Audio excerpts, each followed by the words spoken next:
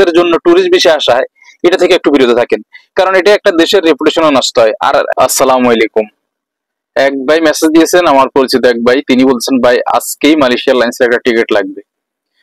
তো মালয়েশিয়া এয়ারলাইন্সের কেন? বললাম যে মালয়েশিয়া অন্য কোনো এয়ারলাইন্সে? বললেন না, মালয়েশিয়া এয়ারলাইন্সে লাগবে। কারণ হচ্ছে ওনার এক পরিচিত, যিনি ইমিগ্রেশন হাতে আটকা পড়েছেন মালয়েশিয়ান এয়ারপোর্টে। সো ওকে মালয়েশিয়া এয়ারলাইন্সে যেতে হবে, কারণ ওদেরকে ও শুধু একজন না, অনেকে ধরেছে। তো সবাইকে মালয়েশিয়া এয়ারলাইন্সে আজকের রাত্রের ফ্লাইটে, মানে আজকে 22 মে, আজকে রাত্রের ফ্লাইটে সবাইকে বাংলাদেশে পাঠিয়ে দিবে, এবং টিকিট লাগবে মালয়েশিয়া এয়ারলাইন্সে লাগবে, অন্য কোনো এয়ারলাইন্সে টিকিট কাটলে হবে না।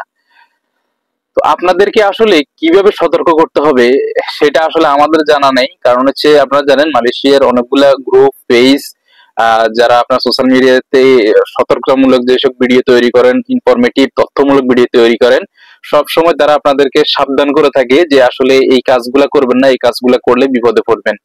নরমালি মালয়েশিয়াতে বর্তমানে এমনিতেই টুরিস্টে এসে অনেকেই বসে আছে, কাজ পাচ্ছে না দীর্ঘদিন যাবত। তারপরে আহ তারপরে আবার এখন নতুন করে আপনারা টুরিস্টে অনেকে ঢুকার জন্য চেষ্টা করতেছেন এবং ঢুকতেছেন। এবং যাদেরকে মালয়েশিয়াতে নিয়ে আসা হচ্ছে, গতকাল যাদেরকে ধরেছে আপনার মালয়েশিয়ান এয়ারপোর্টে, যাদেরকে আটকিয়ে রেখেছে, আজকে পাঠিয়ে দিবে। তাদের বিষয় হচ্ছে আহ, যে তথ্য নিয়ে জানতে পারলাম যে তাদের হচ্ছে কি, তাদেরকে আপনার প্রফেশনাল ভিসার কথা বলে নাকি মালয়েশিয়াতে এনেছে।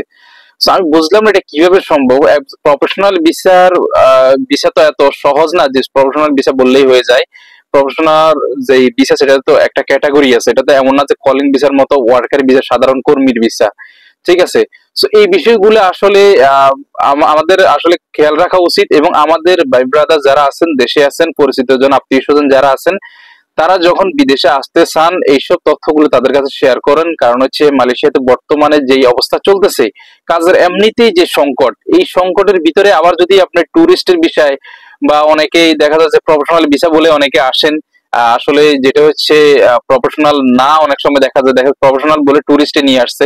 যেমন গতকাল যাদেরকে ধরছে তাদেরকে বলা হয়েছে প্রফেশনাল ভিসা, কিন্তু মূলত তাদেরকে মালয়েশিয়াতে নিয়ে আসা হয়েছে ট্যুরিস্ট ভিসা। এবং যেই দালালের মাধ্যমে তারা এসেছেন, সেই দালাল নাকি আর কলও ধরতেছে না, এয়ারপোর্টে তাদেরকে ইমিগ্রেশন আটকানোর পরে আর কলও ধরতেছে না। এখন দেখেন, বাংলাদেশ থেকে এতগুলো টাকা দিয়ে আসার পরে আবার আজকে যখন আমি টিকিটটা দেখতে গেলাম, তখন দেখতাম যে মালয়েশিয়া থেকে বাংলাদেশে যাওয়ার টিকিটটা আজকে রাত্রের প্রায় 1200 রিঙ্গিত প্লাস, মানে 1200 রিঙ্গিতের বেশি। তাহলে যে ওই দালালে কিন্তু টিকিট কল আর ধরতেছে না, তার মানে এখন যাওয়ার সময় টিকিটটাও কিন্তু যেই ব্যক্তি আসছেন ওনাকেই কাটতে হবে। এবং ওখানে তো বুঝেনি মালয়েশিয়া এয়ারপোর্টের ভিতরের যে বর্তমান অবস্থা, অবস্থা যে খারাপ। কারণ হচ্ছে মালয়েশিয়া এয়ারলাইন্সের এয়ারপোর্টের ভিতরে খুবই ঠান্ডা। অনেকে হয়তো নর্মাল মনে করে চলে আসেন, কিন্তু ভিতরে প্রচুর ঠান্ডা, ভিতরে থাকাটা কিন্তু এতটা সহজ নয়, এবং খাবার থেকে শুরু করে বিভিন্ন ধরনের কষ্ট করা লাগে সেখানে। সো সমস্যাটা বুঝতে পারতেছেন, কারণ হচ্ছে যত তাড়াতাড়ি সম্ভব এখান থেকে ফেরত যাওয়াই তাদের জন্য এখন সবচাইতে ভালো হবে। তবে সর্বশেষ একটা কথাই বলবো, মালয়েশিয়াতে টুরিস্ট ভিসা আসেন, তবে টুরিস্ট ভিসা টুরিস্টের মতো ঘুরতে আসেন, খুব সুন্দর মালয়েশিয়া। কিন্তু টুরিস্ট ভিসায় এসে কাজ, একটা জিনিস আছে, টুরিস্ট ভিসাতে আপনারা কম টাকা আসতেছেন না, কারণ যারা কন্টাকে টুরিস্ট ভিসা আসতেছেন তারা কিন্তু প্রায় 3-4 লাখ টাকা দিয়ে আসতেছেন। কিন্তু চিন্তা করেন, 3-4 লাখ টাকা দিয়ে আসার পরেই কিন্তু আপনি অবৈধ। এবং আপনি মালয়েশিয়াতে, আপনাকে এখন বর্তমানে যারা ট্যুরিস্ট ভিসা তাদেরকে কেউ কাজ দেয় না, কারণ হচ্ছে যারা ভিসা আছে অলরেডি, কলিং ভিসা, তারাই কাজ পাচ্ছে না। আর আপনি তো ট্যুরিস্ট ভিসা, আপনার তো ভিসার আসার নামার পরে আপনার হিসাবে মেয়াদ শেষ হয়ে গেছে। কারণ হচ্ছে আপনাদের কারণে যারা সত্যিকারে যারা ট্যুরিস্ট মালয়েশিয়াতে ঘুরতে আসেন, তারা এই যে কাজের উদ্দেশ্যে যেসব ট্যুরিস্ট ভিসা আসে, তাদের কারণে ওই লোকগুলা কিন্তু বিড়ম্বনার শিকার হয়ে থাকেন।